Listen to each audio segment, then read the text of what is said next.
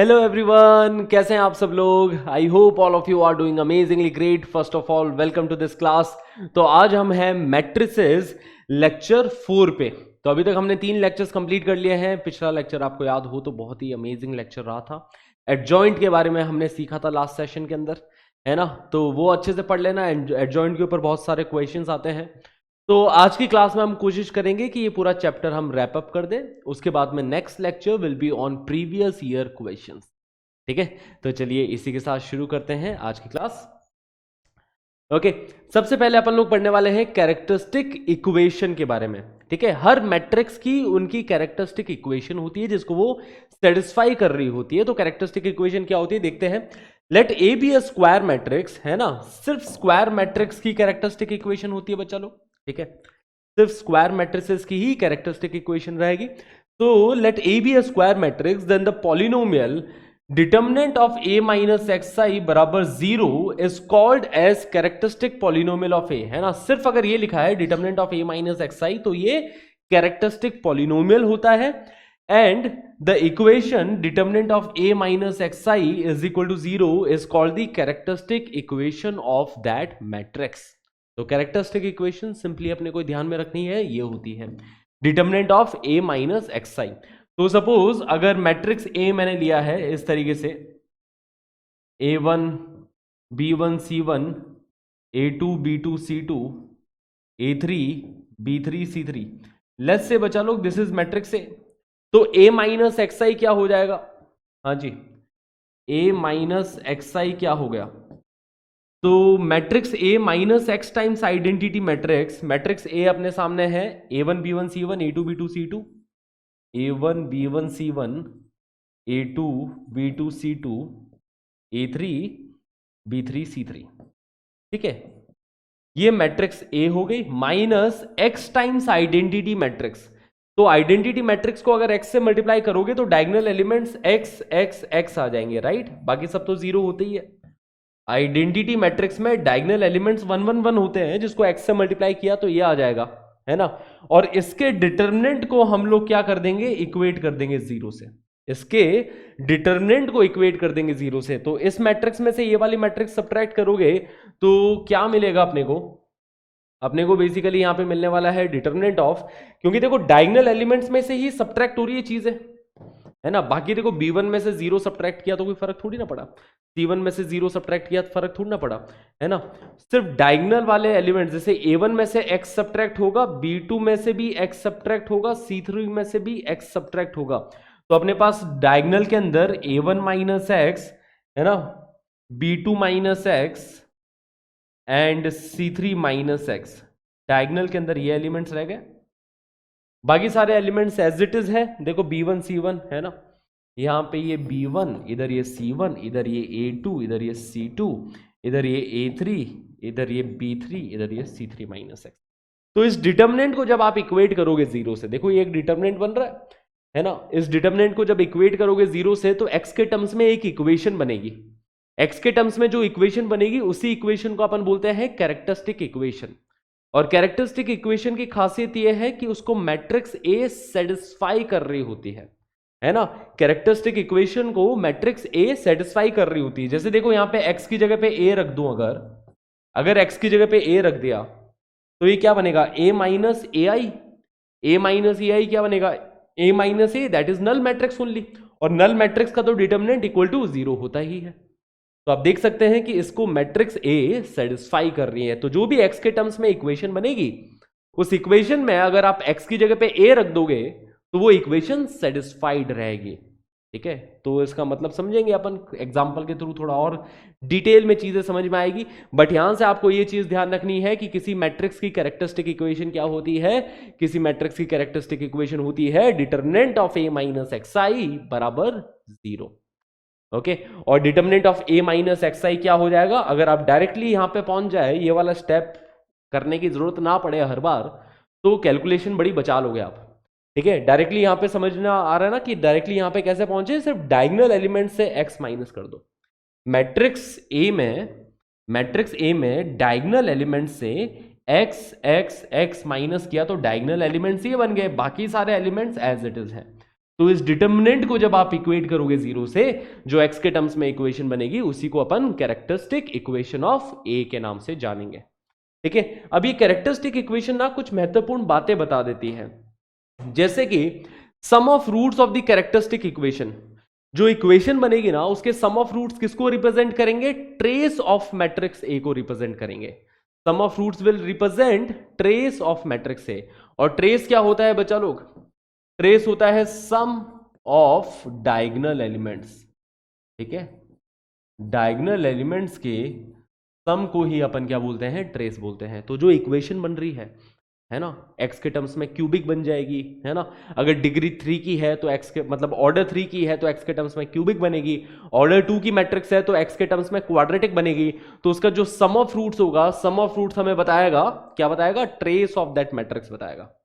ठीक है, and product of roots of the characteristic equation, उसके जो प्रोडक्ट ऑफ रूट्स होंगे वो हमें डिटर्मिनेंट की वैल्यू देगा।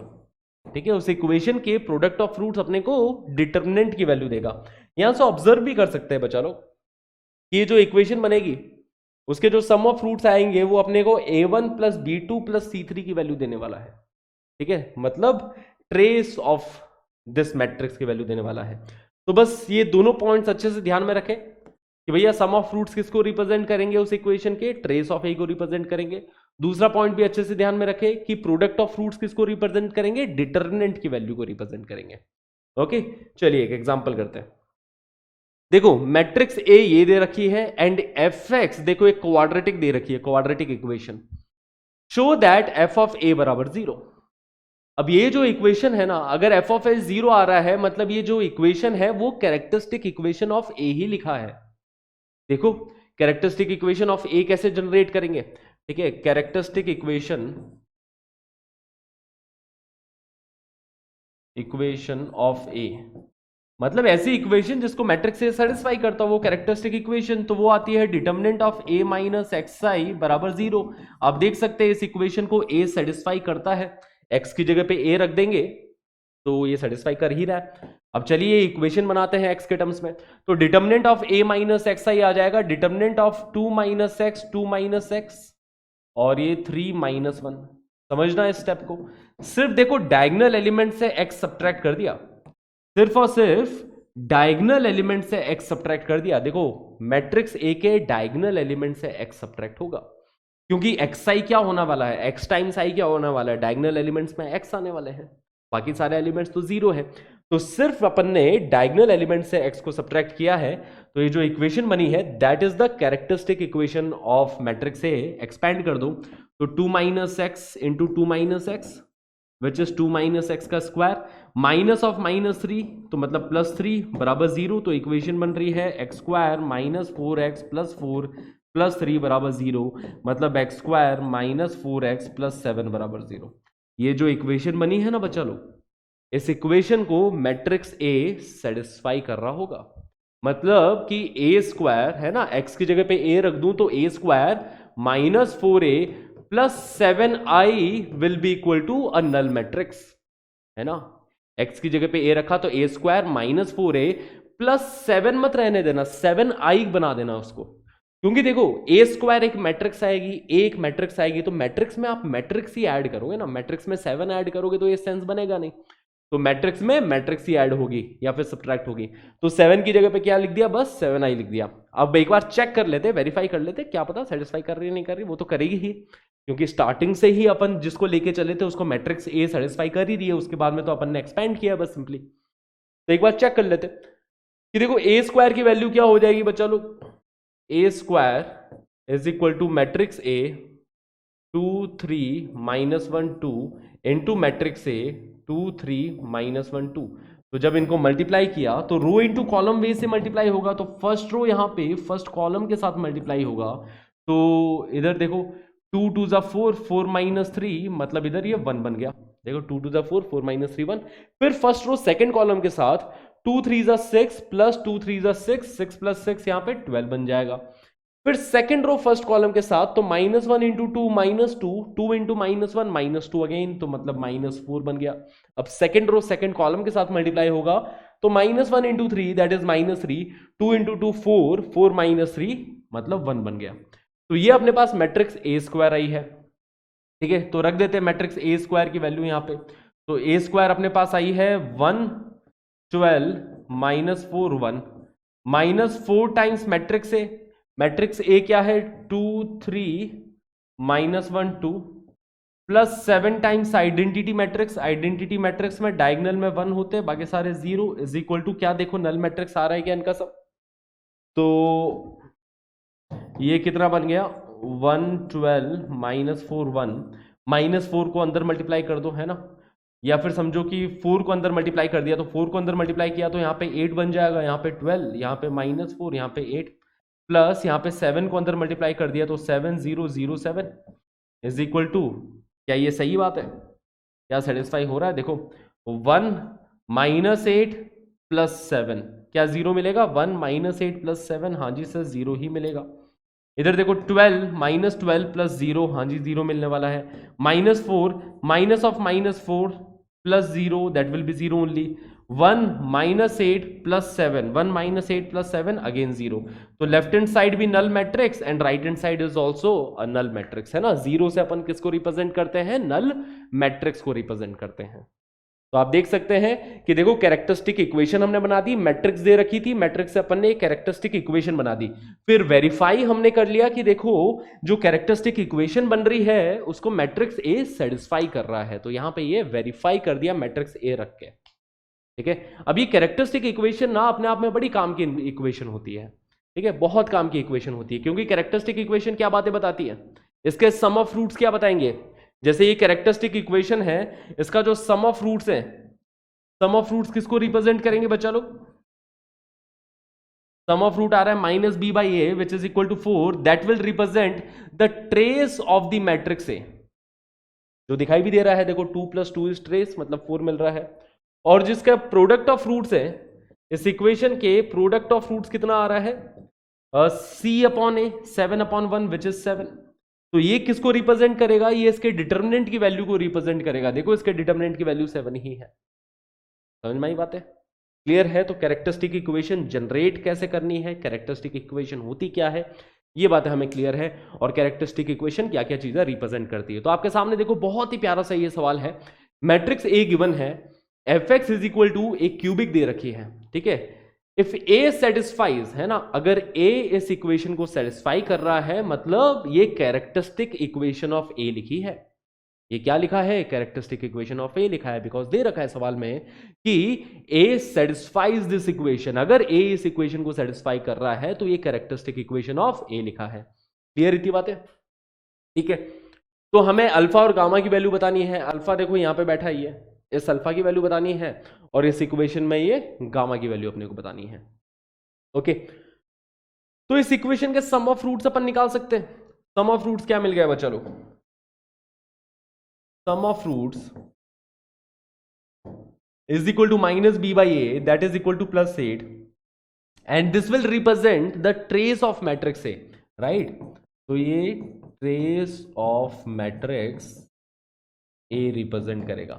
trace मतलब sum of diagonal elements। तो देखो sum of diagonal elements कितना है? 1 plus 5 plus alpha, तो 8 is equal to 1 plus 5 plus alpha, तो यहां से अल्फा की वैल्यू आ गई 2 के इक्वल, ठीक है। एक काम तो हो गया, अल्फा की वैल्यू निकालनी थी, अल्फा की वैल्यू निकाल ली। अब अपने को गामा की वैल्यू निकालनी है। गामा अपन बोल सकते हैं कि गामा क्या होने वाला है इस इक्वेशन का? प्रोडक्ट ऑफ, है ना, ये जो प्रोडक्ट ऑफ रूट्स हो गया, बेसिकली प्रोडक्ट ऑफ रूट्स क्या होगा यहां पे? Product of roots that is equal to minus D upon A, मतलब माइनस गामा होगा प्रोडक्ट ऑफ रूट्स, है ना। देखो sum of roots minus B by A, sum of roots taken 2 at a time c upon a, and product of roots is minus d upon a। ये theory of equation है कि cubic equation में product of root जो होता है वो minus D upon A, तो minus constant term upon A which is minus gamma, और वो किसको रिप्रेजेंट करेगा? Product of roots will represent the determinant of A, है ना, डिटर्मिनेंट ऑफ ए की वैल्यू को रिप्रेजेंट करेगा product of roots. Sum of roots trace को रिप्रेजेंट करता है, product of roots determinant of A की वैल्यू को रिप्रेजेंट करता है, ठीक है। तो डिटर्मिनेंट ऑफ ए की वैल्यू अपन निकाल सकते हैं यहां से, ठीक है। बेसिकली डिटर्मिनेंट ऑफ ए आ जाएगा 1 2 3 4 5 7 2 3 अल्फा, अल्फा की वैल्यू 2 आ गई, तो लेट्स कैलकुलेट इट्स वैल्यू, है ना। इसकी वैल्यू कैलकुलेट करते ही अपना आंसर अपने सामने प्रकट होता हुआ दिखाई देगा। ओके, तो एक काम कर सकते हैं कि कुछ सब्ट्रैक्ट वब्ट्रैक्ट करें क्या। 7 और 4 11, तो कुछ सब्ट्रैक्ट करने की तो जरूरत नहीं है गाइस, ठीक है। और क्या तरीका है, डायरेक्टली इसको एक्सपेंड कर दो। देखो 1 मल्टीप्लाइड बाई 10 माइनस 21, ठीक है। 1 multiplied by 10 minus 21 minus 2 multiplied by 8 minus 14, ठीक है। Minus 2 multiplied by 8 minus 14 plus 3 multiplied by 12 minus 10, 12 minus 10। Okay, तो ये अपने पास डिटर्मिनेंट की वैल्यू आ रही है, वही माइनस गामा की वैल्यू होने वाली है। तो 10 माइनस 21, यहाँ पे माइनस 11, और इधर ये minus 6 into minus 2 that is plus 12 plus 6 मिल रहा है, ठीक है। तो इधर देख सकते हैं ये वैल्यू मिल गई 7। तो डिटर्मिनेंट ऑफ ए की वैल्यू 7 आ रही है which is equal to minus gamma. तो इधर से गामा की वैल्यू आ गई -7, ठीक है। तो gamma is equal to -7, alpha is equal to 2 comma -7। Option A will be our answer for this question. Simple है। ओके, तो कैरेक्टरिस्टिक इक्वेशन के बारे में ये इतनी बातें हमें पता होनी चाहिए, बस फिर अपन कोई भी सवाल पूछ सकते हैं कैरेक्टरिस्टिक इक्वेशन पे। Okay, now system of linear equations using matrices. जैसे हमने डिटर्मिनेंट में क्रैमर्स रूल पढ़ा था, जिसके अंदर सिस्टम ऑफ इक्वेशन सॉल्व करना सीखा था यूजिंग डिटर्मिनेंट, है ना, और बहुत ही इंपॉर्टेंट रूल था, बहुत सारे क्वेश्चंस भी हमने किए थे सिस्टम ऑफ लीनियर इक्वेशन पे। वैसे ही उन सिस्टम ऑफ लीनियर इक्वेशन को सॉल्व करने का एक तरीका मैट्राइसेस से भी आता है।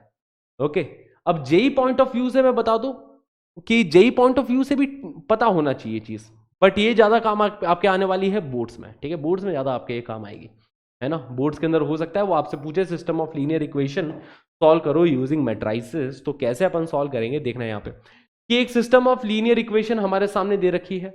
a1x plus b1y plus c1z is equal to d1, a2x plus b2y plus c2z is equal to d2। तो आप देख सकते हैं 3 वेरिएबल के अंदर हमारे सामने ये इक्वेशन है ना। This is the equation of how many variables. हाँ जी सर, ये 3 वेरिएबल्स की इक्वेशन है, ठीक है। यहां पे मैट्रिक्स ए हमने डिफाइन करी है इस तरीके से। ये क्या चीज है, ये इनके a1 b1 c1 मतलब coefficient of x y z है। अब देख सकते हो कि फर्स्ट कॉलम में कोफिशिएंट ऑफ x लिखा है, सेकेंड कॉलम में coefficient of y, third column में कोफिशिएंट ऑफ z, राइट।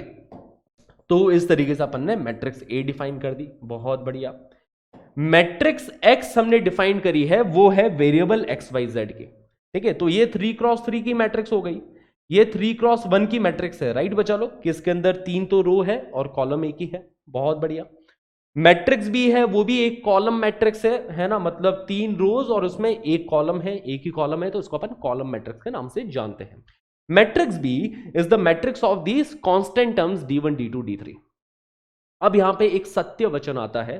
सत्य वचन ये बोलता है कि भैया ax is equal to B होता है ना, कि ax इज इक्वल टू बी। ये बात है। ऐसा कैसे sir, ax is equal to B कैसे, देखो जरा कि जब मैट्रिक्स ए को मैट्रिक्स एक्स के साथ मल्टीप्लाई करोगे, जब इन दोनों मैट्रिक्स का मल्टीप्लीकेशन करोगे तो क्या मिलेगा, देखो first row into first column, first row into first column a1x plus b1y plus c1z, है ना। ax क्या मिलने वाला है, matrix a1x plus b1y plus c1z।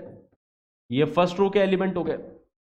First row into first column, first row का एलिमेंट मिल गया।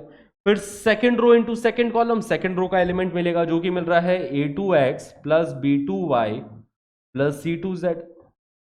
फिर देखो थर्ड रो इंटू, है ना, first column, third row into first column, एक ही कॉलम है यहाँ पे, तो ये मिलेगा a3x plus b3y plus c3z, a3x plus b3y plus c3z।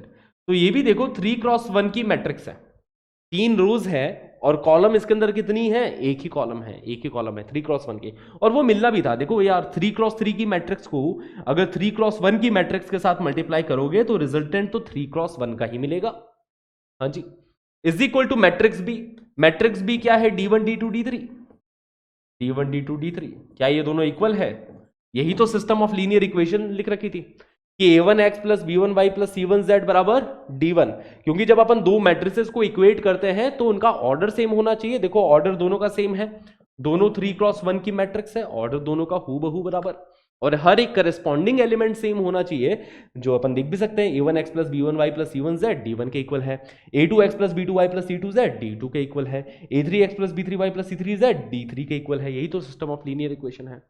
ठीक है, तो अभी तक हमने ये बात समझी है कि अगर हमारे सामने ये सिस्टम ऑफ लीनियर इक्वेशन है तो उसको मैट्रिसेस फॉर्मेट में अपन इस तरीके से लिखेंगे, ax is equal to b, ax is equal to b, this is the matrices format of this equation, जहां पे a क्या है, a is a matrix found by the coefficient of x y z, और ये capital X क्या है, capital X है variable की मैट्रिक्स, है ना, वेरिएबल x y z की मैट्रिक्स, और मैट्रिक्स b क्या है, d1 d2 d3 की मैट्रिक्स। इतनी बातें क्लियर।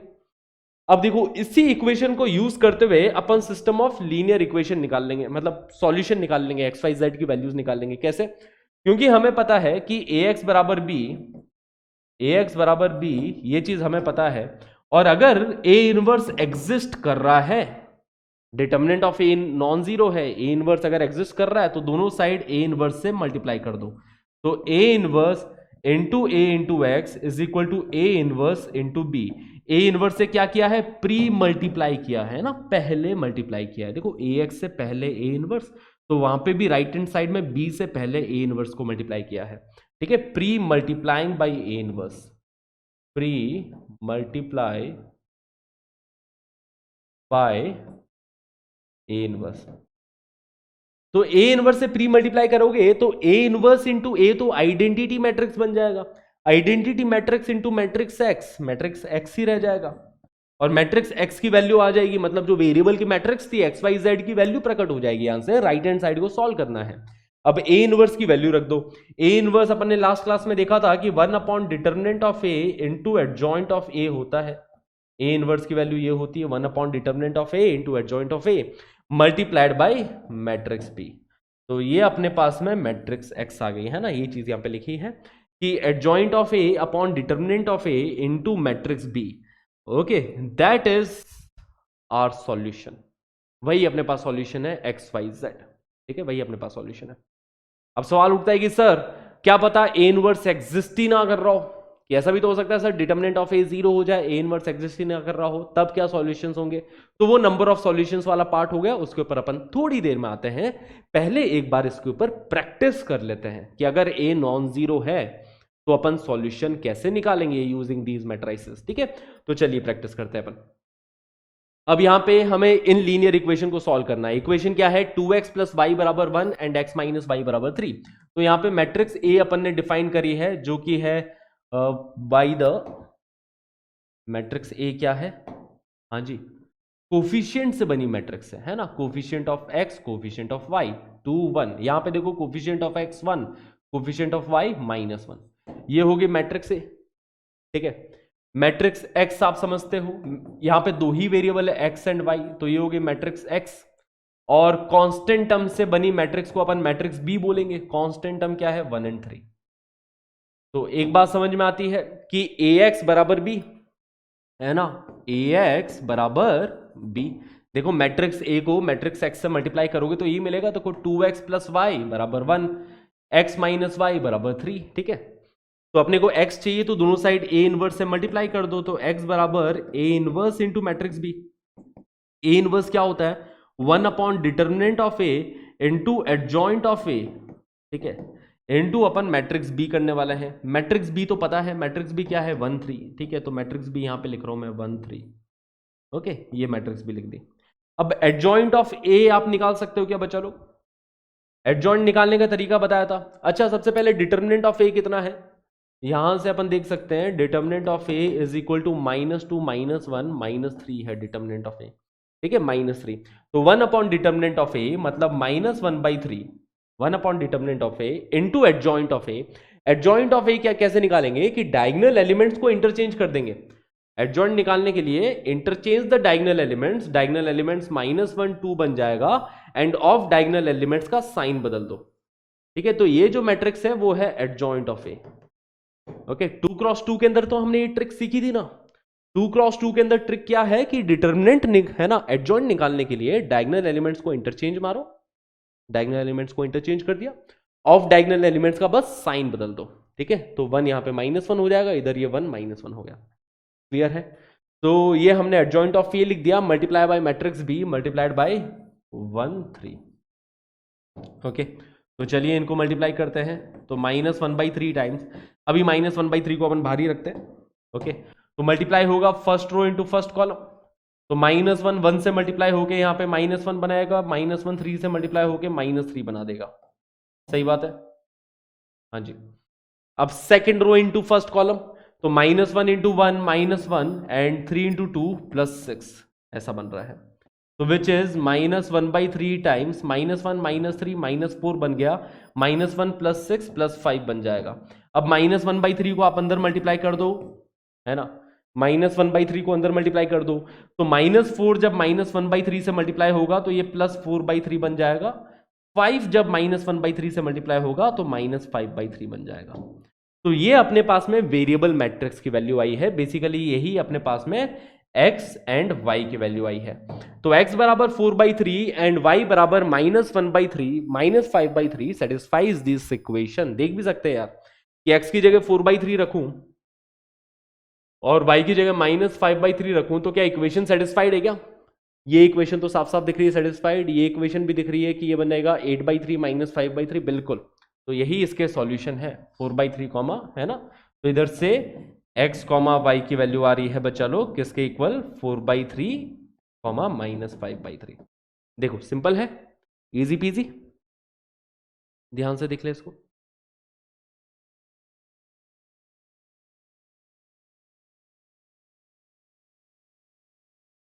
बहुत बढ़िया, है ना। Now let's move ahead. देखो अब 3 वेरिएबल में सिस्टम ऑफ इक्वेशन आ गई। तरीका ये रहने वाला है, सबसे पहले मैट्रिक्स ए लिखेंगे। ठीक है, मैट्रिक्स ए क्या है, कोफिशिएंट से बनी मैट्रिक्स। तो कोफिशिएंट क्या आ रहे हैं, पहली इक्वेशन में एक्स वाई जेड के कोफिशिएंट 1 2 3, दूसरी इक्वेशन में एक्स वाई जेड के कोफिशिएंट 1 -2 1, तीसरी इक्वेशन से एक्स वाई जेड के कोफिशिएंट 2 3 -1। तो ये हो गई matrix A into matrix x. Matrix x अपन लिखेंगे एक्स वाई जेड, वेरिएबल से बनी matrix, is equal to matrix B. Matrix B है यहाँ पे कांस्टेंट टर्म से बनी मैट्रिक्स। कांस्टेंट टर्म 14 0 एंड 5 है, 14 0 एंड 5। ओके, तो इक्वेशन क्या है, ए एक्स बराबर बी। ये इक्वेशन है मैट्रिक्स ए इंटू मैट्रिक्स एक्स बराबर मैट्रिक्स बी बराबर ये है। तो एक्स की वैल्यू आ गई फिर से A inverse into matrix B, है ना। एक्स की वैल्यू क्या आ गई, A inverse into matrix B, है ना। ए इनवर्स से प्री मल्टीप्लाई कर दिया दोनों साइड, तो एक्स की वैल्यू ये आ जाएगी। अब ए इनवर्स की वैल्यू रख दो 1 upon determinant of A into adjoint of A. ठीक है, तो एक्स आ गया 1 upon determinant of A into adjoint of A into matrix B. Okay, matrix B तो ऑलरेडी तैयार है, रेडी है मल्टीप्लाई होने को। एडजॉइंट ऑफ ए ये वाली मैट्रिक्स अपने को निकालनी है। ठीक है, एडजॉइंट ऑफ ए ये बताना है, ये ऑलरेडी पता है अपने को, एडजॉइंट ऑफ ए बताने का है, और determinant of A of course वो भी निकालना है। ठीक है, तो चलो सबसे पहले डिटर्मिनेंट ऑफ ए के साथ शुरू करते हैं। डिटर्मिनेंट ऑफ ए निकालते हैं। तो डिटर्मिनेंट ऑफ ए कितना मिल जाएगा, determinant of A will B 1 multiplied by 2 - 3। ठीक है, -2 -3, -2 मल्टीप्लाइड बाई -1 -2, हाँ जी यही मिल रहा है, बिल्कुल सही, +3 मल्टीप्लाइड बाई 3 + 4, 3 + 4, तो विच इज इक्वल टू -1। ये -3 -3 इंटू -2 दैट विल बी +6।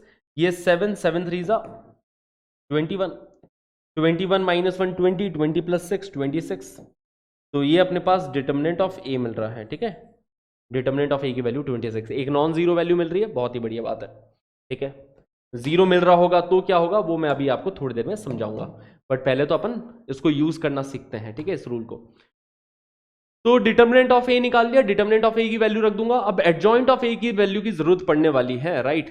तो चलिए एडजॉइंट ऑफ ए निकाला जाए। देखो एडजॉइंट ऑफ ए क्या होगा, ओके, एडजॉइंट याद है क्या आपको कि कोफैक्टर से बनी मैट्रिक्स का ट्रांसपोज। ठीक है ना। जैसे यहां पे आएगा C11, यह आएगा C12, इधर मिलेगा C13, है ना, कोफैक्टर्स। C11 क्या है, C11 इस एलिमेंट का कोफैक्टर है। तो इस एलिमेंट का कोफैक्टर कितना बन रहा है, 2 - 3, -1 बन रहा है, तो C11 की जगह -1 रख दिया। ठीक है, देखो इतना ही मिल रहा है, 2 - 3 -1, बहुत बढ़िया। ओके, C12 क्या है बच्चा लोग? C12 इस एलिमेंट का कोफैक्टर है। C12 इस एलिमेंट का कोफैक्टर है। अब इस एलिमेंट का कोफैक्टर देखो क्या बनेगा। इस एलिमेंट का जो कोफैक्टर होगा वो नेगेटिव ऑफ इट्स माइनर होने वाला है। तो इस एलिमेंट का जो माइनर है वो है -1 -2। -1 -2 -3 इसका माइनर है, उसका नेगेटिव। -3 का नेगेटिव मतलब +3, तो +3 यहां पे रख दिया अपन ने। ठीक है, ओके। फिर अपन इस एलिमेंट का कोफैक्टर निकालेंगे। इस एलिमेंट का कोफैक्टर और माइनर सेम ही आएगा, है ना। साइन स्कीम याद रखना, positive negative positive negative positive negative, है ना। तो इस एलिमेंट के लिए तो कोफैक्टर नेगेटिव है, बट इस एलिमेंट के लिए कोफैक्टर और उसका माइनर सेम है। तो इसका माइनर कितना है? 3 माइनस ऑफ -4, तो 3 + 4 7, तो 7 यहां पे रख देंगे अपन। ठीक है, तो फर्स्ट एलिमेंट के कोफैक्टर्स को फर्स्ट कॉलम में रखा, वही एडजॉइंट होता है। अब सेकंड रो के कोफैक्टर्स को सेकंड कॉलम में रखेंगे। तो अब इसका कोफैक्टर देखो क्या है। इस एलिमेंट का कोफैक्टर आएगा -2 -9, है ना। -2 -9 -11, उसका नेगेटिव, -11 का नेगेटिव +11। ठीक है, फिर अपन इस वाले एलिमेंट का कोफैक्टर निकालेंगे। इस एलिमेंट का कोफैक्टर आएगा -1 × 1 -1 -6, है ना। -1 -6 मतलब -7।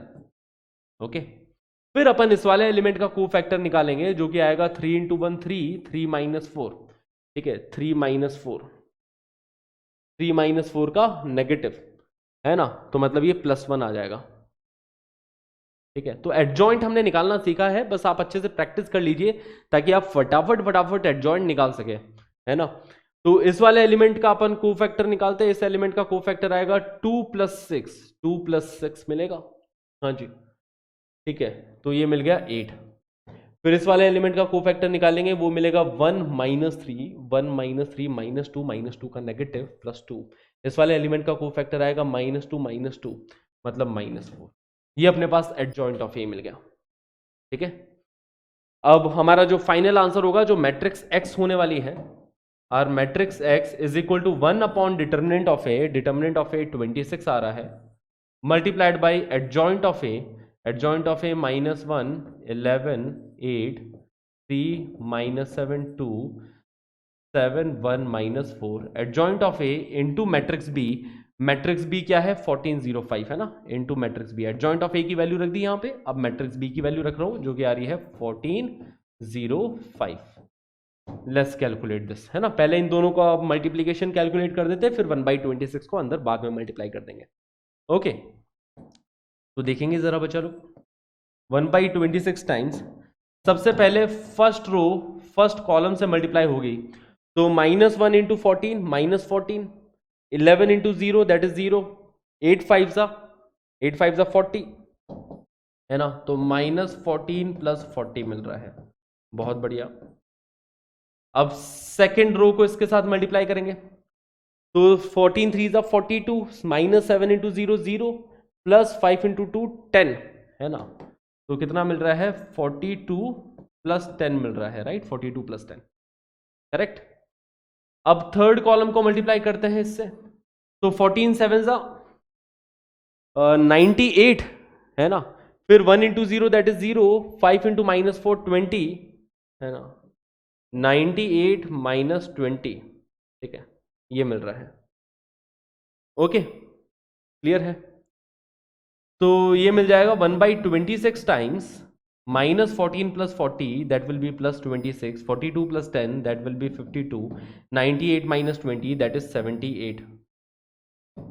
ठीक है, 1/26 को अंदर मल्टीप्लाई करेंगे तो 26 × 1/26 वो तो 1 मिल जाएगा, 26/26 तो 1 हो गया। 52/26 क्या हो जाएगा? 2 हो जाएगा शायद, है ना। 78/26 3 होता है क्या, है ना। 26 3 सा 78, ठीक है, सही है बिल्कुल। ओके, तो 26/26 1 मिल गया, 52/26 2 मिल जाएगा, 78/26 3 मिल जाएगा, तो 1 2 3 that is our variable matrix X Y Z. तो इधर से x की वैल्यू अपन देख सकते हैं कि x बराबर 1, y बराबर 2 एंड z बराबर 3। तो that is our answer for this question. Are we clear? Simple है। 1/26 जब अंदर मल्टीप्लाई होगा तो हर एलिमेंट से मल्टीप्लाई होता है, ये मैट्रिक्स का रूल है, राइट? ठीक है, तो that's how we can solve the system of equations using matrices. Matrices use करके अपन ऐसे सॉल्व करेंगे। Solve the system of linear equations, तो ये भी इसी टाइप का क्वेश्चन है बच्चा लोग, so why don't you take it as a homework for you, है ना? This is your homework question. Okay, अब इस टाइप के क्वेश्चंस कई बार पूछ लिए जाते हैं, ठीक है? ये इस टाइप के क्वेश्चन आपको मिलेंगे एज इट इज एनसीईआरटी के अंदर, ठीक है? तो ये एनसीईआरटी क्वेश्चन है ना? ये कैसा सवाल है? एनसीईआरटी।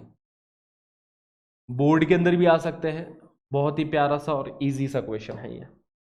तो सबसे पहले find product of A and B, है ना? ए और बी का प्रोडक्ट निकालो, पहली बात तो इन्होंने यही बोली है, तो चलो पहले तो ये निकाल लेते हैं, ए बी निकालते हैं।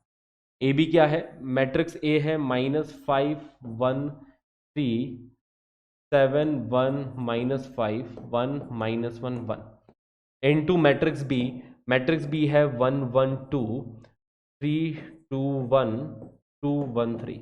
Let's find out their product. Okay, first of all will multiply first row by first column, तो -5 into 1 that is -5 plus 1 into 3 तो -5 प्लस 3 इंटू 2 6 तो -5 प्लस 3 प्लस 6, है ना? तो -5 प्लस 3 -2 प्लस 6 प्लस 4 मिल रहा है, ठीक है? ये 4 मिल रहा है। फर्स्ट रो को फर्स्ट कॉलम से मल्टीप्लाई किया तो 4 मिलेगा इनका प्रोडक्ट। अब फर्स्ट रो को सेकंड कॉलम के साथ मल्टीप्लाई कर दे, तो -5 इंटू 1 -5 1 इंटू 2 2 3 इंटू 1 3 तो -5 प्लस 2 प्लस 3 मतलब कि 0, राइट? तो ये मिल गया 0। अब इसको हमने मल्टीप्लाई किया थर्ड कॉलम के साथ में, -5 2 जा -10 1 इंटू 1 1 3 3 जा 9 तो -10 प्लस 1 प्लस 9 कितना बनेगा? 0 बन जाएगा फिर से। बहुत सही। अब सेकंड रो को फर्स्ट कॉलम से मल्टीप्लाई किया तो 7 इंटू 1 7 1 इंटू 3 3 तो 7 प्लस 3 10 -5 इंटू 2 दैट इज -10 10 -10 क्या मिल रहा है? 0 मिल रहा है। बहुत सही। अब इसको सेकंड कॉलम के साथ मल्टीप्लाई करेंगे, 7 इंटू 1 7 1 इंटू 2 2 7 प्लस 2 9 9 -5 9 -5 अगेन 4। तो सेकंड रो को सेकंड कॉलम के साथ मल्टीप्लाई करेंगे तो ये वाला एलिमेंट मिल गया जो कि 4 मिल गया। अब आगे की कहानी समझ में आ रही है? इसको इसके साथ मल्टीप्लाई करेंगे, देखो 0 आता हुआ दिखाई दे रहा है। 7 2 14 14 प्लस 1 -15 तो दैट इज 0। ओके, फिर इसको इसके साथ मल्टीप्लाई करेंगे तो 1 -3 प्लस 2 अगेन 0। ओके, फिर इसको इसके साथ मल्टीप्लाई करेंगे तो 1 -2 प्लस 1 अगेन 0। ओके, फिर इसको थर्ड कॉलम के साथ मल्टीप्लाई करेंगे तो ये वाला एलिमेंट मिलेगा जो कि 4 ही मिल रहा है, आई गेस। 1 इंटू 2 2 -1 प्लस 3 बिल्कुल सही बात, 4 ही मिल रहा है, तो 4 मिल गया। तो ए एंड बी का प्रोडक्ट कितना आ गया बच्चा लोग? ए बी का प्रोडक्ट आ गया 4 4 4 4 और बाकी मतलब इसको अपन लिख सकते हैं 4i लिख सकते हैं ना। 4 times identity matrix that is the product of A B. तो ए बी का प्रोडक्ट पूछा था तो अपन ने बोल दिया कि भैया ए बी का प्रोडक्ट 4i होगा। क्लियर इतनी बात? अब ये बोल रहा है कि यूज इट, ये प्रोडक्ट को यूज करो to solve this system of equation. अच्छा, ये प्रोडक्ट कैसे काम आएगा सिस्टम ऑफ इक्वेशन को सॉल्व करने में? ठीक है, देखते हैं। देखो, बहुत ज्यादा काम आएगा प्रोडक्ट, है ना? तो सिस्टम ऑफ इक्वेशन में कैसे सॉल्व करेंगे? ए एक्स बराबर बी, ठीक है? मतलब बेसिकली यहां पे अपन एक मैट्रिक्स ए बनाएंगे, ए एक्स बराबर बी, इस टाइप की मैट्रिक्स। बेसिकली ये सिस्टम ऑफ इक्वेशन लिख रखी है कि 1 1 2 1 1 2, है ना? ये coefficient of x Y Z in the first equation, coefficient of x Y Z second equation में 3 2 1, coefficient of x Y Z third equation में 2 1 3 ये मिल रहा है। ए इंटू एक्स, एक्स हो गया एक्स वाई जेड बराबर मैट्रिक्स बी मतलब जो कांस्टेंट टर्म से बनी मैट्रिक्स है जो कि है 172। ठीक है, इसी सिस्टम ऑफ लीनियर इक्वेशन को अपन ने ऐसे रिप्रेजेंट कर लिया। इस सिस्टम ऑफ लीनियर इक्वेशन को अपन ने ऐसे रिप्रेजेंट कर दिया। क्या इस मैट्रिक्स को पहचाने? क्या ये कौन सी मैट्रिक्स है? ये तो मैट्रिक्स बी है बच्चा लोग, ये तो मैट्रिक्स बी है ना? ये तो मैट्रिक्स बी है, तो मतलब ये लिखा है बी इंटू इस मैट्रिक्स को अपन एक्स बोलते हैं इज इक्वल टू 172, ये लिख रखा है। तो x किसके इक्वल हो जाएगा? तो x हो जाएगा अपने पास, x will be equal to b inverse into this matrix, है ना? x will be equal to this, ठीक है। If B X is equal to this, तो एक्स क्या हो जाएगा, दोनों साइड बी इनवर्स से प्री मल्टीप्लाई करोगे तो X is equal to B inverse into this matrix. अब क्या बी इनवर्स का पता है क्या अपने पास? बिल्कुल पता है। अगर ए बी बराबर 4i है, अगर ए बी बराबर 4i है, तो फिर ऐसा समझ सकते हैं कि a बाई 4 इंटू बी बराबर आई है। देख पा रहे हो, ए बी बराबर 4i, 4 को डिवीजन में लेके आ गए, तो a बाई 4 इंटू बी बराबर आई, तो बी इनवर्स क्या हुआ? क्या यही बी इनवर्स नहीं हो गया? क्या a बाई 4 ही बी इनवर्स नहीं है? हाँ जी, B inverse is equal to a upon 4। This matrix is matrix B inverse, क्योंकि देखो यार, b किस मैट्रिक्स के साथ मल्टीप्लाई होके आइडेंटिटी मैट्रिक्स देगा?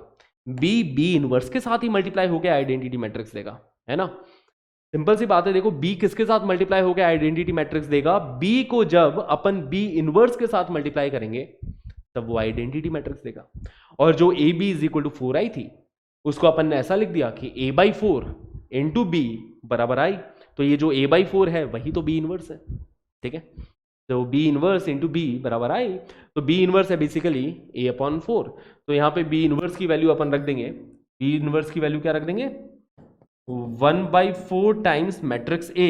मैट्रिक्स ए है अपने पास में, ये रही -5 1 3 7 1 -5 1 -1 1 इंटू दिस मैट्रिक्स 1 7 2। तो इधर से अपने पास वेरिएबल्स आ जाएंगे एक्स वाई जेड। ठीक है, बी इनवर्स की वैल्यू रख दी अपन ने 1/4 टाइम्स मैट्रिक्स से, है ना, वो मैं बी इनवर्स की वैल्यू यहाँ पे रखने जा रहा हूँ। क्लियर है? अब मल्टीप्लाई कर दो सिंपली, तो 1/4 टाइम्स, ओके, सबसे पहले फर्स्ट रो को फर्स्ट कॉलम के साथ मल्टीप्लाई करेंगे, तो -5 इंटू 1 -5 +7 +6। ठीक है, आगे आप हैंडल कर सकते हो। -5 +7 +6 ये मिल रहा है। फिर सेकेंड रो को फर्स्ट कॉलम के साथ 7 इंटू 1 7 मिलेगा, 1 इंटू 7 7 मिल जाएगा, अगेन -5 इंटू 2 -10 मिल जाएगा।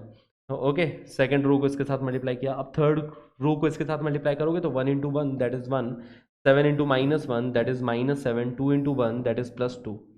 ठीक है, तो ये अपने पास मिल रहा है, तो which is equal to 1/4 times, ये मैट्रिक्स है 6 -5 1 1 + 7 दैट इज 8। ओके, 7 + 7 14, 14 - 10 दैट इज 4, ये बन रहा है -4। तो 1/4 को अंदर मल्टीप्लाई करेंगे तो ये बन रहा है 2 1 -1, that is the value for X Y Z, है ना।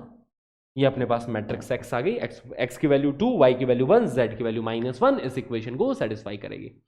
तो ये एनसीईआरटी का स्टैंडर्ड क्वेश्चन, ठीक है, सिंपल है। अब नंबर ऑफ सॉल्यूशंस के बारे में बात करते हैं कि नंबर ऑफ सॉल्यूशंस के बारे में कैसे कमेंट करेंगे। तो अभी तक हमने जितने भी केसेस देखे थे उसके अंदर determinant of A non zero आ रहा था, है ना, determinant of A non zero आ रहा था, कहीं कोई दिक्कत नहीं आ रही थी, सॉल्यूशन निकल जा रहे थे। और सॉल्यूशन कैसे मिल रहे थे? यूनिक सॉल्यूशन मिल रहे थे, है ना। मैट्रिक्स एक्स की वैल्यू आ रही थी, मतलब एक्स वाई जेड की एक यूनिक वैल्यू आ रही थी, एक यूनिक ट्रिपलेट अपने को देखने को मिल रहे थे जब determinant of A non zero आ रहा था। तो ठीक है, बड़ी इजीली सॉल्व भी हो जा रहा था। बट अगर डिटरमिनेंट ऑफ ए जीरो आ जाए, डिटरमिनेंट ऑफ ए जीरो आ जाए, मतलब फिर अब ए इनवर्स निकालना इजी नहीं रहा। अपन क्या बोल रहे थे? ए एक्स बराबर बी, जहां पे ए क्या है? A is the matrix found by the coefficients of x Y Z. तो हमने बोला था कि भैया एक्स की value A inverse into B हो जाएगी, बट ए इनवर्स तभी एग्जिस्ट कर पाएगा जब determinant of A non zero है। क्योंकि देखो ए इनवर्स क्या आ रहा था बच्चा लोग? ए इनवर्स आ रहा था 1 upon determinant of A. A inverse की वैल्यू होती है 1 upon determinant of A into adjoint of A, that is A inverse. ठीक है, तो एक्स की वैल्यू ये आ रही थी ना, 1 upon determinant of A into adjoint of A into B. अब अगर डिटरमिनेंट ऑफ ए ही जीरो हो गया तो डिनोमिनेटर जीरो बन रहा है। ठीक है, तो जब डिटरमिनेंट ऑफ ए जीरो है या डिनोमिनेटर जीरो है, तो अब डिपेंड करता है कि एडजॉइंट ए और बी का प्रोडक्ट कैसा आ रहा है। अगर एडजॉइंट ए एंड बी का प्रोडक्ट नॉन जीरो आ रहा है तो होंगे नो सॉल्यूशन। ऐसा समझो, ये जो न्यूमरेटर में इनकी मैट्रिक्स का मल्टीप्लिकेशन एक नॉन जीरो मैट्रिक्स आ रही है, अगर ये नल मैट्रिक्स नहीं आ रही, अगर ये नल मैट्रिक्स नहीं आ रही है तो नो सॉल्यूशन मिलेंगे। बट अगर ये भी नल मैट्रिक्स आ रही है, adjoint A into B is also a null matrix, तो अपने को मिल जाएंगे इनफाइनाइटली मैनी सॉल्यूशंस, है ना। इस केस में कैसे मिलेंगे? Infinitely many solutions, except provided not all cofactors are zero, है ना। मैट्रिक्स ए का हर एक को फैक्टर जीरो नहीं होना चाहिए, क्योंकि अगर मैट्रिक्स ए का हर एक को फैक्टर जीरो हो गया तो फिर वो वाला केस हो जाएगा, कौन सा वाला? पैरेलल प्लेन्स वाला केस हो जाएगा, ठीक है। पैरेलल प्लेन्स वाला केस, क्रैमर्स रूल याद है? एक बार क्रैमर्स रूल रिकैप करना। क्रैमर्स रूल और ये सेम टू सेम है, बस फर्क इतना सा है वो डिटरमिनेंट के टर्म्स में था, ये किसके? मैट्रिसेस के टर्म्स में है, बाकी सेम है। ओके तो अगर जेई में अपने सामने क्वेश्चन आता है तो अपन क्रैमर्स रूल को यूज कर सकते हैं, ज्यादा इजी रहेगा, इनवर्स वगैरह निकालने की इतनी मेहनत नहीं करनी पड़ेगी क्रैमर्स रूल में, ठीक है। तो इसलिए वहां पे क्रैमर्स रूल ज्यादा सही रहता है। बट अगर स्कूल एग्जामिनेशन में आए, बोर्ड्स एग्जामिनेशन में आए, तो ये मेथड भी पता होना चाहिए।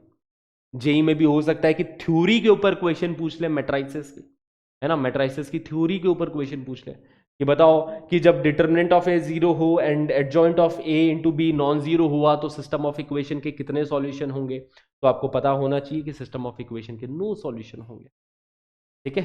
तो बस ये इतनी सी बात है, नंबर ऑफ सॉल्यूशंस ध्यान रखना, है ना बच्चों लोग, क्लियर है? आगे बढ़ा जाए।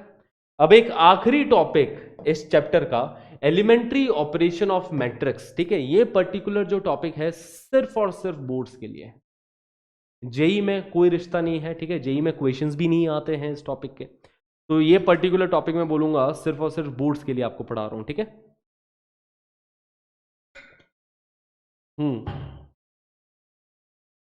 ओके बच्चा लोग, जेई में क्वेश्चंस नहीं आते, है ना, ये सिर्फ बोर्ड्स का टॉपिक है। तो बट बोर्ड्स के अंदर क्वेश्चंस आ जाते हैं और उसके अंदर हमें फुल नंबर लाने हैं, तो let's understand about this topic, है ना, ओनली फॉर बोर्ड्स।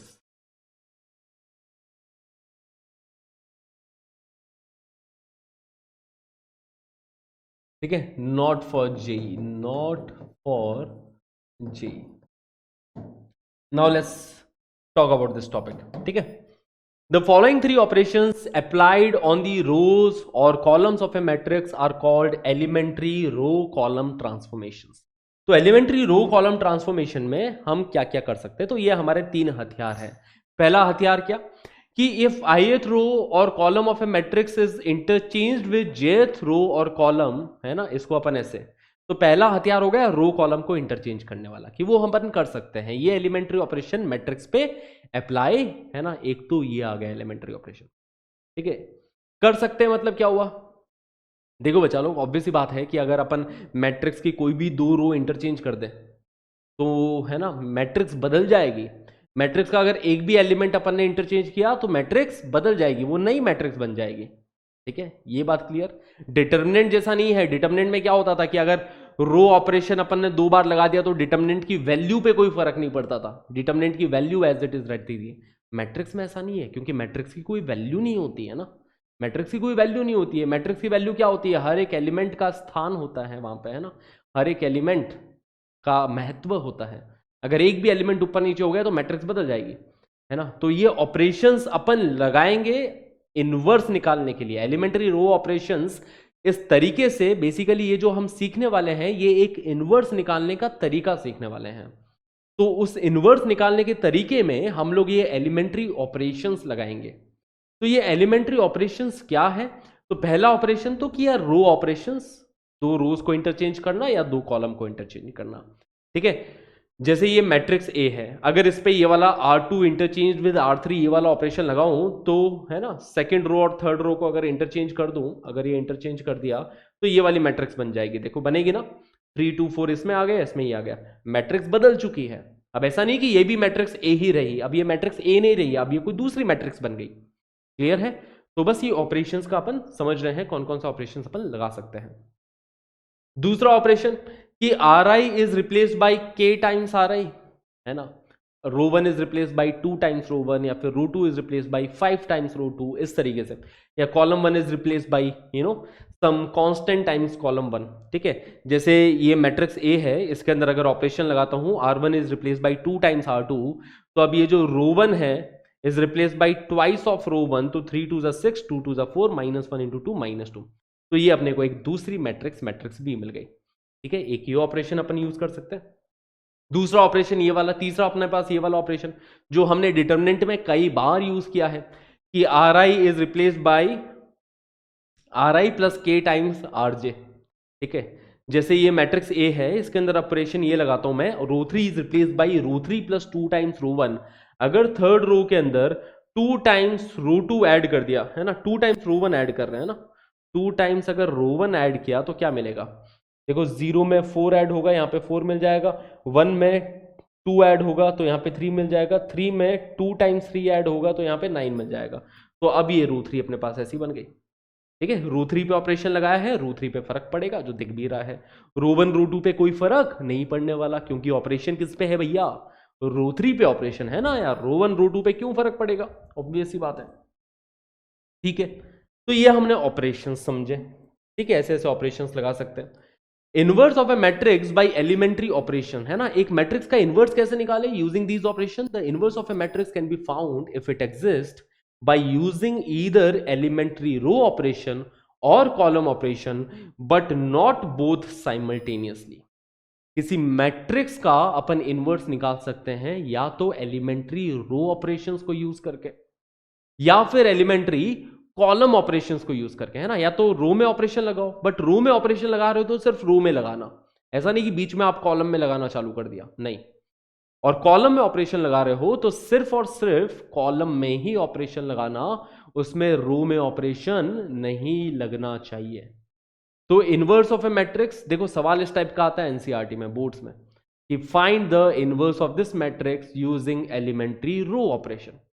तो रो ऑपरेशन बोला तो रो का ही ऑपरेशन लगाओगे आप, सिर्फ रोज में ही ऑपरेशन लगा सकते हो, कॉलम में कोई छेड़छाड़ी नहीं। ठीक है, और अगर उसने बोला है कि यूजिंग एलिमेंट्री कॉलम ऑपरेशन, तो सिर्फ और सिर्फ आप कॉलम में ही ऑपरेशन लगाओगे, फिर रो में कोई छेड़छाड़ी नहीं होगी। तो आप क्वेश्चन करके देखते हैं कि किस तरीके से हम लोग एलिमेंट्री रो ऑपरेशन या कॉलम ऑपरेशन यूज करने वाले हैं। ठीक है, तो inverse of a matrix by elementary row operation. तो सबसे पहले आप मैट्रिक्स ए को ऐसा लिख लो, ए को कैसा लिख लो, A is equal to identity matrix into matrix है। अगर मैट्रिक्स ए ऑर्डर 3 की मैट्रिक्स है तो यहां पे आइडेंटिटी मैट्रिक्स भी ऑर्डर 3 की रखोगे, ऑब्वियस सी बात है। अगर मैट्रिक्स ए ऑर्डर 2 की मैट्रिक्स है तो यहां पे आइडेंटिटी मैट्रिक्स भी ऑर्डर 2 ही रखोगे, ऑब्वियस सी बात है। ठीक है, apply elementary row operation and convert into below form. इसके अंदर क्या रो ऑपरेशन लगाना है, और किसके किसके ऊपर लग रहा है, देखो यहां पे इस मैट्रिक्स ए पे और इस मैट्रिक्स ए पे, देखो पर्पस समझना, हमारा पर्पस क्या है कि ये लिख दिया, ये पहला स्टेप है, ये फर्स्ट स्टेप है। ठीक है, और ये हमारा लास्ट स्टेप होना चाहिए, है ना, ये क्या है, फर्स्ट स्टेप क्वेश्चन सॉल्व करने का, ये पहला स्टेप कि a इज इक्वल टू आई ए, और ये है हमारा आखिरी स्टेप, डेस्टिनेशन स्टेप। ठीक है, ये है हमारा डेस्टिनेशन। अच्छा, ठीक है, ये है हमारा डेस्टिनेशन स्टेप। डेस्टिनेशन क्या है, डेस्टिनेशन ये है कि भैया ये वाली जो मैट्रिक्स है ऐसे ऑपरेशन लगाओ, जर्नी क्या रहेगी बीच की, फर्स्ट स्टेप से डेस्टिनेशन स्टेप पे पहुंचने के लिए बीच की जर्नी क्या रहने वाली है। तो जर्नी देखो ऐसी रहेगी कि कुछ इस प्रकार से इसके ऊपर मैं ऑपरेशन लगाऊं कि ये वाली मैट्रिक्स आइडेंटिटी मैट्रिक्स बन जाए, है ना। कुछ इस प्रकार से इसके ऊपर ऑपरेशन लगाए जाऊं लगाए जाऊं लगाए जाऊं कि ये वाली मैट्रिक्स, ये ए क्या बन जाए, आइडेंटिटी मैट्रिक्स बन जाए। और जो ऑपरेशन इस पे लग रहे हैं वही ऑपरेशन यहां पे इस आइडेंटिटी मैट्रिक्स पे लग रहे हैं, है ना। जो ऑपरेशन यहां पे लेफ्ट हैंड साइड में इस मैट्रिक्स ए पे लग रहे हैं वही ऑपरेशन इस पे लगेंगे, तो इसके ऊपर भी ऑपरेशन लगेंगे, तो ये किसी और मैट्रिक्स बी में कन्वर्ट हो जाएगी। ठीक है, किसी मैट्रिक्स बी में कन्वर्ट हो गई है, और इस पे कोई फर्क नहीं पड़ा, है ना, ये ए का ए ही रहा। तो ए इज इक्वल टू आई ए रखो, यहाँ पे ए पे ऑपरेशन लगाओ, जो ऑपरेशन ए पे लगा रहे हो वही ऑपरेशन यहाँ पे आइडेंटिटी मैट्रिक्स पे लगाओ। ठीक है, तो इधर ये आइडेंटिटी बन गई, ये कुछ और मैट्रिक्स में कन्वर्ट हो गई, let's call that matrix as B. और जो भी आइडेंटिटी मैट्रिक्स का हुलिया बदल के ये जो मैट्रिक्स बन रही है वही अपने ए का इनवर्स है। क्योंकि यार देखो, अगर B A is equal to identity matrix आ रही है तो बी क्या हो गया, B is the inverse of A. If B A is equal to identity matrix then B is the inverse of A. Okay, तो ये हो गया रो ऑपरेशन, है ना। चलिए सवाल पे अपन लगाते हैं, तभी चीजें समझ में आएगी। Find the inverse of the matrix A using elementary row operation. तो सबसे पहले हमने मैट्रिक्स ए को लिख दिया, ए बराबर आइडेंटिटी टाइम्स, है ना, ठीक है, मैट्रिक्स ए जो कि है 3 -1 -2 2 0 -1 3 -5 0। ए बराबर आइडेंटिटी मैट्रिक्स 1 1 1 0 0 0 0 0 0। ए बराबर आइडेंटिटी मैट्रिक्स इनटू मैट्रिक्स है, ठीक है, ऐसा लिख दिया अपन ने, ए बराबर आइए, ए बराबर आइए, ठीक है, इस तरीके से अपन ने ये लिख दिया। अब इसके ऊपर ऑपरेशन लगाना है ना, इसके ऊपर, इसके ऊपर गौर मत फरमाओ, इसके साथ तो वही होगा जो इसके साथ होने वाला है। अब इसके ऊपर अपने को ऑपरेशन लगाना है और इसको आइडेंटिटी मैट्रिक्स बनाना है, ठीक है। तो इसको आइडेंटिटी मैट्रिक्स बनाने के लिए कहां से चालू किया जाए, तो अब देखना, स्ट्रैटेजी समझना, क्योंकि अब अपन सिर्फ रो ऑपरेशन लगा सकते हैं ना, रो ऑपरेशन, ठीक है।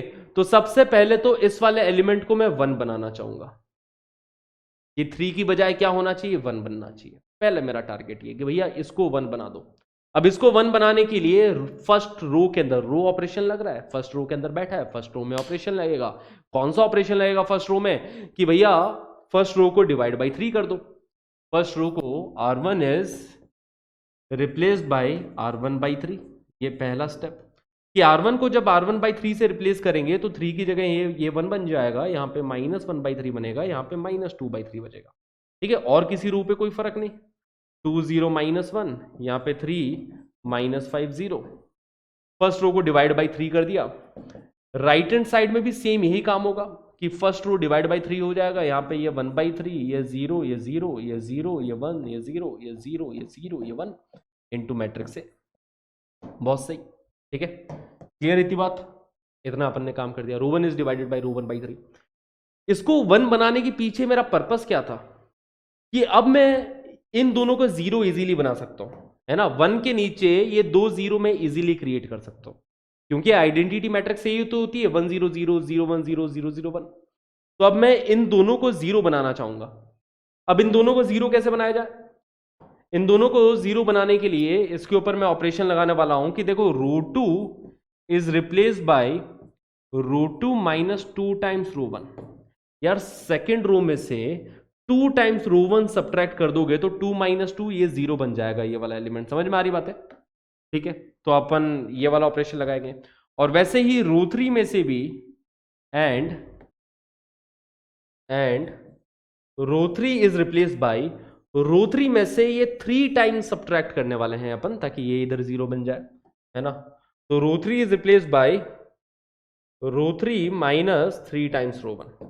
तो जब ऐसा किया तो देखो क्या बनेगा, है ना। Row 2 is replaced by row 2 -2 times row 1। तो सेकेंड रो में से 2 टाइम्स रो 1, रो 1 में तो कोई चेंजेस नहीं है, तो रो 1 एज इट इज रख दो। रो 1 यहाँ पे क्या है, हाँ जी, तो रो 1 यहाँ पे क्या है, 1 -1/3 -2/3, 1 -1/3 -2/3। रो 1 यहाँ पे ये है लेफ्ट हैंड साइड में।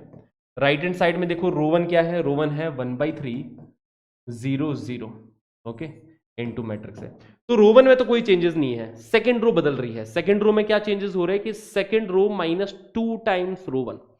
तो सेकंड रो में से 2 टाइम्स रो 1 करूंगा तो ये 0 बन जाएगा, ठीक है। यहां पे क्या बनेगा, देखो 0 में से 2 टाइम्स -1/3 सब्ट्रैक्ट करूंगा तो यहां पे +2/3 बन जाएगा, इधर ये +2/3 बनेगा, एग्रीड। और यहां पे -1 में से 2 टाइम्स ये सब्ट्रैक्ट करूंगा, है ना, तो -1 + 4/3 हो रहा है, राइट। -1 + 4/3 हो रहा है, -1 + 4/3 हो जाएगा +1/3, ओके। यहां पे क्या होगा देखो जरा, इधर भी सेम चीज होने वाली है ना, कि रो 2 में से 2 टाइम्स रो 1 सब्ट्रैक्ट करोगे तो 0 में से 2 टाइम्स 1/3 सब्ट्रैक्ट करोगे तो यहाँ पे -2/3 बन जाएगा। 1 में से 2 टाइम्स 0 1 ही बनने वाला है, 0 में से 2 टाइम्स 0 0 ही रहने वाला है, ठीक है। तो रो 2 में ये फर्क पड़ा। अब रो 3 में से 3 टाइम्स रो 1 सब्ट्रैक्ट कर रहे हैं, तो रो 3 में से 3 टाइम्स रो 1 सब्ट्रैक्ट करेंगे तो यहाँ पे 0 बन गया। यही तो अपन चाह रहे थे, यहाँ पे 1 0 0 बनाना, ठीक है। तो रो 3 में से 3 टाइम्स रो 1 सब्ट्रैक्ट कर दिया, रो 3 में से 3 टाइम्स रो 1 सब्ट्रैक्ट किया। -5 में से 3 टाइम्स -1/3 सब्ट्रैक्ट करोगे तो 3 टाइम्स -1/3 -1 हो जाता है, -5 में से -1 सब्ट्रैक्ट करोगे तो -4 बचेगा। 0 में से 3 टाइम्स -2/3 सब्ट्रैक्ट करोगे तो यहाँ पे +2 बनेगा। यहाँ पे भी देखो 3 टाइम्स रो 1 सब्ट्रैक्ट करेंगे तो 0 में से 3 टाइम्स -1/3, तो यहाँ पे ये -1 बच जाएगा। यहाँ पे देखो 0 में से 3 टाइम्स दिस, 1 में से 3 टाइम्स 0 सब्ट्रैक्ट करेंगे तो ये 0 ही रहेगा, ये 1 ही रहेगा। देखो second row third row change हुई है। जो ऑपरेशन लेफ्ट हैंड साइड में इस मैट्रिक्स पे लगा रहे हैं वही ऑपरेशन यहाँ पे भी लग रहा है। ठीक है, तो इतनी बातें क्लियर, ऐसा बन जाएगा। बहुत बढ़िया, बहुत बढ़िया। ओके, तो 1 0 0 यहां पे बना लिया। अब मेरा अगला टारगेट रहेगा बच्चा लोग यहां पे 1 बनाना। ठीक है, अब अगला टारगेट 1 यहां पे बनाना होगा। यहां पे 1 बना दूंगा, उसके बाद मैं इन दोनों जगह पे जीरोस बनाऊंगा। अब देखो जब मैं रो ऑपरेशंस लगा रहा हूं ना, देखो क्या चल रहा है, रो ऑपरेशंस लग रहा है, सिर्फ रो में ऑपरेशंस चल रहा है। तो जब भी रो ऑपरेशन लगाएंगे अपन कॉलम्स को सेट करेंगे, है ना, कॉलम्स को सेट करेंगे। जैसे देखो फर्स्ट कॉलम सेट हो गई है, 1 0 0 बन गया। अब सेकंड कॉलम में 0 1 0 बनाना है, तो सबसे पहले यहां पे क्या करूंगा, हाँ जी, यहां पे अब ऑपरेशन लगेगा कि रो 2 is replaced bye 3/2 times row 2, क्योंकि रो 2 को जब 3/2 से मल्टीप्लाई करोगे तो ये 1 बन जाएगा। मेरा ध्यान तो इस पे है। ठीक है, तो अब रो 2 क्या बन जाएगा, रो 2 अपने पास 1 -1/3 -2/3 0, 2/3 को 3/2 से मल्टीप्लाई करेंगे तो 1 बन जाएगा। 1/3 को 3/2 से मल्टीप्लाई करोगे तो 1/2 बनेगा, है ना। 1/3 को 3/2 से मल्टीप्लाई करोगे तो 1/2 बनेगा। ठीक है, और यहाँ पे 0 -4 2। जो काम इधर किया है इधर भी करना मत भूलना। ठीक है, फर्स्ट रो में तो 1/3 0 0। सेकंड रो में क्या हो रहा है कि सेकंड रो को 3/2 से मल्टीप्लाई कर रहा हूं तो यहाँ पे -1 बन जाएगा, यहाँ पे 3/2 बन जाएगा, यहाँ 0 बन जाएगा। देखो -2/3 को 3/2 से मल्टीप्लाई करेंगे तो -1 बनेगा, राइट। और third row as it is -1 0 1 times matrix है। ओके, अब अगली कहानी समझना। अगली कहानी क्या होने वाली है, अगली कहानी ये होगी कि मैं यहां पे भी 0 बनाऊंगा, इधर भी 0 बनाऊंगा। अब इन दोनों जगह पे 0 बनाने के लिए क्या करूंगा, देखो रो 1 को रिप्लेस करूंगा बच्चा लोग रो 1 में, है ना। रो 1 में क्या ऐड करूं, 1/3 टाइम्स रो 2 ऐड कर देता हूं। ठीक है, 1/3 टाइम्स रो 2 जब ऐड करोगे तो समझो 1/3 -1/3 में ऐड होके ये 0 बना देगा। ओके, और वैसे ही रो 3 में भी काम करने वाला हूं। रो 3 में 4 टाइम्स रो 1 ऐड करने वाला हूं। 4 टाइम्स रो 1 ऐड करोगे तो 1 × 4 ये -4 में ऐड होके ये 0 बना देगा। तो रो 3 में 4 टाइम्स रो 1 ऐड करूंगा। Row 3 is replace by row 3 plus 4 times row 1, 4 times row 2, sorry 4 times row 2। तो रो 3 के अंदर 4 टाइम्स रो 2 ऐड करेंगे। तो देखो बच्चा लोग क्या बन रहा है यहाँ पे, रो 1 में चेंजेस आ रहे हैं, है ना। रो 1 में क्या चेंजेस आ रहे हैं कि भैया फर्स्ट रो के अंदर 1/3 टाइम्स ये ऐड कर रहे हो, तो 1 में 0 × 1/3 ऐड करेंगे तो 1 ही बनने वाला है। ठीक है, तो ये तो 1 ही रहा। -1/3 में 1/3 टाइम्स 1 ऐड करोगे तो ये 0 बन जाएगा। -2/3 में 1/3 टाइम्स 1/2 ऐड करोगे, है ना, तो बेसिकली -2/3 में आप 1/6 ऐड कर रहे हो, राइट। ऐसा हो रहा है, यहाँ पे -2/3 में 1/6 ऐड कर रहे हो। ठीक है, बहुत बढ़िया। जो काम इधर किया है वही काम यहाँ पे राइट हैंड साइड में भी करो। ठीक है, तो रो 1 में क्या फर्क पड़ेगा, 1/3 टाइम्स रो 2 ऐड करेंगे तो -1 × 1/3 मल्टीप्लाई करके इसमें ऐड किया है तो 1/3 - 1/3 ऐड होके यहाँ पे 0 बन जाएगा। सही बात है, ठीक है। 1/3 टाइम्स रो 2 ऐड किया है तो यहाँ पे 0 बन जाएगा। 0 में 1/3 टाइम्स 3/2 ऐड करोगे, 1/3 टाइम्स 3/2 मतलब 0 में आप 1/2 ऐड कर रहे हो, और 0 में 1/3 टाइम्स 0 ऐड करोगे तो 0 ही मिलेगा। तो फर्स्ट रो में ये चेंजेस आ गए राइट हैंड साइड में इनटू मैट्रिक्स से। अभी क्लियर, सिंपल इतनी बात है। रो 2 में तो कोई फर्क नहीं पड़ा क्योंकि ऑपरेशन किस में लगा है, ऑपरेशन रो 1 में लगा है एंड रो 3 में लगा है। रो 2 में तो कोई अपन ने चेंजेस किए नहीं है, तो 0 1 1/2, यहाँ पे भी रो 2 एज इट इज छाप दो, -1 3/2 0, है ना, जो इधर थी वो इधर थी। रो 2 में कोई फर्क नहीं पड़ा। रो 3 में अब चेंजेस आए हैं। रो 3 में क्या चेंजेस आया है कि थर्ड रो के अंदर 4 टाइम्स सेकेंड रो ऐड कर रहे हैं, तो 0 में 4 टाइम्स 0 ऐड करोगे तो 0 ही रहने वाला है। -4 में 4 टाइम्स 1 ऐड करोगे तो ये 0 बन जाएगा। यही तो अपना पर्पस था, 0 1 0 बनाना सेकंड कॉलम में, ठीक है। और यहां पे देखो, इसमें अगर आपने 4 टाइम्स रो 2 ऐड किया है तो 4 इंटू 1/2 2, 2 + 2 यहां पे कितना बन जाएगा, 4 बन जाएगा, ठीक है। इधर ये 4 बन गया। इधर देखो क्या काम होने वाला है कि भैया जब रो 3 में आपने 4 टाइम्स रो 2 ऐड किया है तो -1 -4 -1 -4 -5 बन जाएगा, ठीक है, -5। 0 में 4 टाइम्स 3/2 ऐड करोगे तो 4 टाइम्स 3/2 6 बन जाता है, 6 0 में ऐड होके यहां पे 6 ही बनेगा, ठीक है। 1 में 4 टाइम्स 0 ऐड होगा, 1 में 4 टाइम्स 0 ऐड होगा तो यहां पे 1 ही बनने वाला है, तो ऐसा ये बन गया। क्लियर है, दोनों साइड हुलिया क्लियर है। चलिए अब आगे का, अभी तक आइडेंटिटी मैट्रिक्स बनी नहीं, अभी थर्ड कॉलम और सेट करना बाकी रह गया, तो थर्ड कॉलम भी सेट कर रहे हैं। इसीलिए बोर्ड्स में पूछा जाता है, क्योंकि भैया अच्छा खासा टाइम रहता है बोर्ड्स के अंदर, आराम से बैठ के सॉल्व करो क्वेश्चन को, कोई दिक्कत वाली बात नहीं, ठीक है। जेई में आएगा नहीं ये क्वेश्चन, बोर्ड्स के अंदर ही आएगा, तो वहां पे आप लोग फोड़ दोगे इस सवाल को। ओके बच्चा लोग, क्लियर है। अब देखो नेक्स्ट चीज, यहाँ पे कितना बन रहा है, -2/3 + 1/6, मतलब यहाँ पे -4/6 है ना, -4/6 + 1/6 मतलब -3/6 मतलब -1/2 है ना, ये -1/2 बन रहा है, ठीक है। चलो इधर ही लिख देते हैं अपन -1/2, ठीक है। तो लेफ्ट हैंड साइड यहाँ पे कितनी मिल रही है, -1/2। अच्छा अब अगला प्रोसेस समझ में आ रहा है ना, क्या करने वाले हैं अपन कि रो 3 को यहाँ पे अपन 1 बनाने वाले हैं ना, यहाँ पे अपन लोग 1 बनाना चाहते हैं, 1 1 1 बन जाएगा डायगोनल में, 1 1 1, ठीक है। तो इधर 1 बनाने के लिए अपन क्या करेंगे कि रो 3 इज रिप्लेस्ड बाय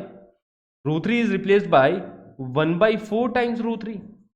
रो 3 को 1/4 टाइम्स रो 3 से रिप्लेस करोगे तो यहाँ पे 0 0 इधर 1 बन जाएगा, है ना। तो ये काम अपन कर रहे हैं, ठीक है। तो रो 1 में क्या लिखा है, रो 1 में 1 0 और इसको कैलकुलेट करोगे तो ये -1/2, 1 0 -1/2, ये 0 1 1/2, रो 3 बन जाएगा 0 0 1, ठीक है। राइट हैंड साइड देखो, राइट हैंड साइड लिखा है 0 1/2 0 -1 3/2 0 -5 6 एंड 1 टाइम्स मैट्रिक्स से, ठीक है, ऐसा कुछ लिखा है ना। अब देखो, अब यहां पे 0 और 0 क्रिएट करना है, आइडेंटिटी मैट्रिक्स बनने के लिए बस एक स्टेप की और दूरी है। तो रो 1 में क्या करूंगा, रो 1 में मैं ऐड कर दूंगा, फर्स्ट रो के अंदर हाफ टाइम्स रो 3 ऐड कर दिया और सेकंड रो में से हाफ टाइम्स रो 3 सब्ट्रैक्ट कर दूंगा, ताकि 0 0 यहां पे क्रिएट हो जाएगा, ठीक है। तो रो 1 में अपन हाफ टाइम्स रो 3 ऐड कर देंगे, ठीक है। एंड रो 2 में से row 2 is replace by row 2 minus half times row 3, row 2 में से हाफ टाइम्स रो 3 सब्ट्रैक्ट कर देंगे, ठीक है। तो देखो क्या बन जाएगा, यहां पे ये 1 0 और रो 1 में अगर हाफ टाइम्स रो 3 ऐड किया तो ये 0 बन गया, ठीक है। रो 2 में अगर हाफ टाइम्स रो 3 ऐड किया, देखो 0 टाइम्स ऐड करने में कोई फर्क तो पड़ा नहीं, बट इसमें से है ना, रो 2 में से क्या कर रहे हैं, हाफ टाइम्स रो 3 सब्ट्रैक्ट कर रहे हैं, तो यहां पे 0 1 0 बन जाएगा, इधर ये 0 0 1 रह गया, इज इक्वल टू, यही काम अपन इस वाले के ऊपर भी करेंगे, तो इसके ऊपर काम करेंगे ऐसा। तो रो 1 में फर्स्ट रो में हाफ टाइम्स रो 3 अगर ऐड करें तो 0 में -5/2 ऐड हो रहा है, ठीक है। 1/2 में 3 ऐड हो जाएगा एंड 0 में 1/2 ऐड होगा, राइट। तो यहाँ पे बन जाएगा -5/2, ओके। 1/2 में 6, 1/2 में 3 ऐड होगा ना, तो 3 + 1/2 7/2, यहाँ पे ये बन गया, 0 में 1/2 ऐड होके ये 1/2 बन गया, ठीक है। और रो 2 में क्या हो रहा है, रो 2 में हाफ टाइम्स रो 3 सब्ट्रैक्ट हो रहा है, तो यहाँ पे -1 + 5/2 बन जाएगा, है ना। हाफ टाइम्स ये सब्ट्रैक्ट करोगे तो -1 + 5/2, यहाँ पे 3/2 में से 3 सब्ट्रैक्ट हो रहा है, 3/2 में से 3 है ना, 3/2 माइनस हाफ टाइम्स दिस, तो 3/2 - 3, 0 में से हाफ टाइम्स 1 सब्ट्रैक्ट करोगे तो यहाँ पे ये -1/2 बन गया, ठीक है। और इधर रो 3 में कोई चेंजेस नहीं, -6 एंड 1 इनटू मैट्रिक्स है। तो आप देख सकते हो अपन रिक्वायर्ड डेस्टिनेशन पे पहुंच चुके हैं, हमारी डेस्टिनेशन यही थी, याद करो, कि यार यहाँ पे आइडेंटिटी मैट्रिक्स बना दो, यहाँ पे कुछ मैट्रिक्स बनेगी इनटू ए, तो फाइनली हमारा जो फाइनल स्टेप है वो लिखने में क्या आ रहा है, final step left hand side में तो आइडेंटिटी मैट्रिक्स बन गई, ठीक है, राइट हैंड साइड में क्या बन रहा है, matrix this which is -5/2, 3 + 1/2 that will be 7/2, 1/2, okay, -1 + 5/2 that will be 3/2, 3/2 -3 है ना, that will be -3/2, okay, -1/2, and यहाँ पे -5, 6 and 1 times matrix A is equal to identity matrix. तो matrix A into this matrix is equal to identity matrix. तो क्या यही A inverse हुआ बच्चा लोग, यही ए इनवर्स हुआ? हाँ जी सर। तो ये है एलिमेंट्री रो ऑपरेशन से ए इनवर्स तक पहुंचने का तरीका। क्लियर है, सिंपल है। कभी भी गलती से भी जेई में यूज करने मत बैठ जाना, सदियां निकल जाएगी फाइनल आंसर निकालते निकालते ना, तो जेई में अपन लोग ये यूज नहीं करेंगे। Okay clear. तो अगर रो ऑपरेशन बोला है तो सिर्फ रो ऑपरेशन बनाना है, ठीक है। कॉलम ऑपरेशन बोला है तो भी ये इसी तरीके से कि ए बराबर ए इंटू आइडेंटिटी मैट्रिक्स, इस तरीके से कर लेंगे। अब डेस्टिनेशन, ये पहला स्टेप है, डेस्टिनेशन मतलब इसको आइडेंटिटी बनाने का है, और जो ऑपरेशन यहाँ पे लगा रहे हो वही राइट हैंड साइड में इस आइडेंटिटी मैट्रिक्स पे लगाने का है, ठीक है। ये कुछ मैट्रिक्स भी बन जाएगी, जैसे पिछला क्वेश्चन किया था सेम इसी तरीके से, ओके। जैसे find the inverse of the matrix A using elementary, ये elementary column operation, column operation, ठीक है। तो ए बराबर है ना, ये है 2 - 6 1 - 2, ए बराबर ए इंटू आइडेंटिटी मैट्रिक्स, ऐसा लिख दिया हमने।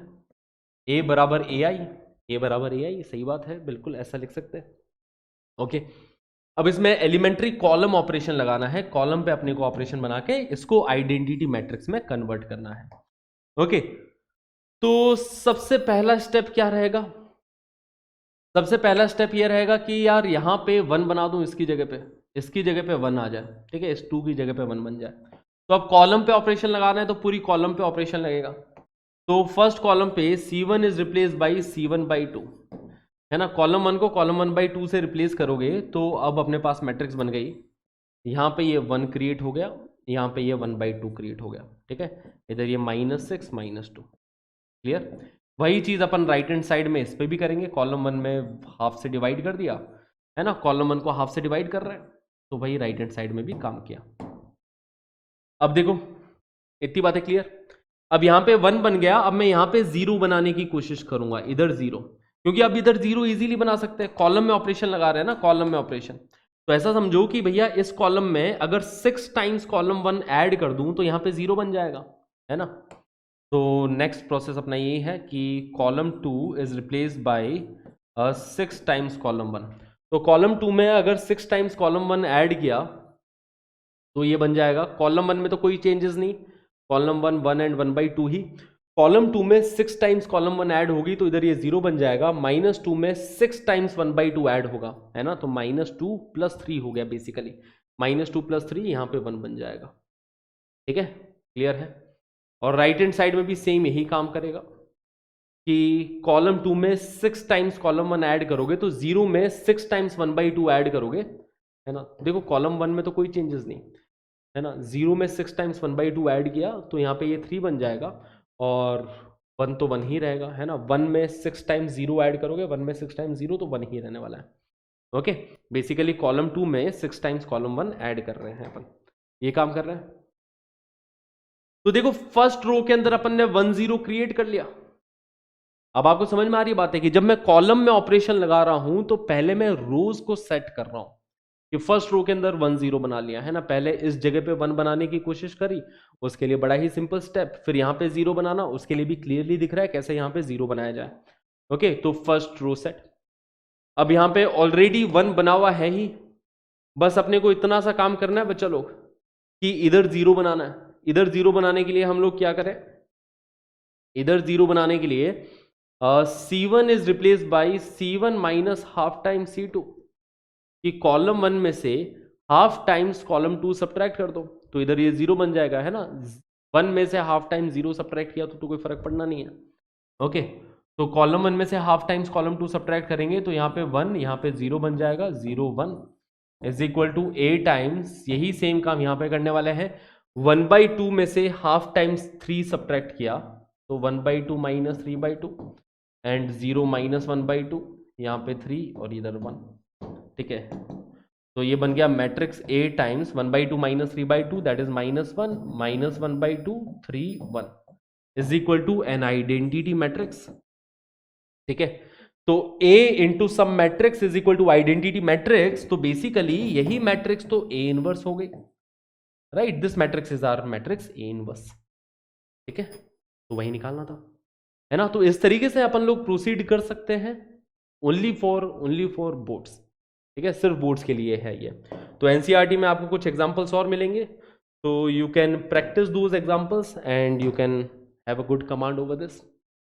तो बाकी हमारा इसी के साथ मैट्रिसेस खत्म होता है। जैसा कि मैंने बोला था, बहुत छोटा सा टॉपिक है, बहुत छोटा सा टॉपिक, जल्दी से खत्म हो जाएगा, हो भी गया। अब इसके क्वेश्चंस प्रैक्टिस करना बहुत इंपॉर्टेंट है, जिसके लिए मैं लेके आ रहा हूं आपके लिए प्रीवियस ईयर क्वेश्चन सेशन, जिसके अंदर पीवाईक्यू, जो मोस्ट आज पीवाईक्यू है वो लेंगे, है ना। कुछ अगर अलग ही पीवाईक्यू है वो भी लेंगे। तो हर टाइप के जो इंपॉर्टेंट प्रीवियस ईयर क्वेश्चन है इस चैप्टर के, वो हम लेने वाले हैं, ठीक है। तो वो बहुत इंपॉर्टेंट क्लास होने वाली है ना। तो स्टे ट्यून्ड गाइज, मिलते हैं अगले सेशन में। Thank you so much everybody for being a part of this class. See you in the next one. Till then, this is your maths teacher Kundan Mankar signing off. Tada, bye bye. Have a great day.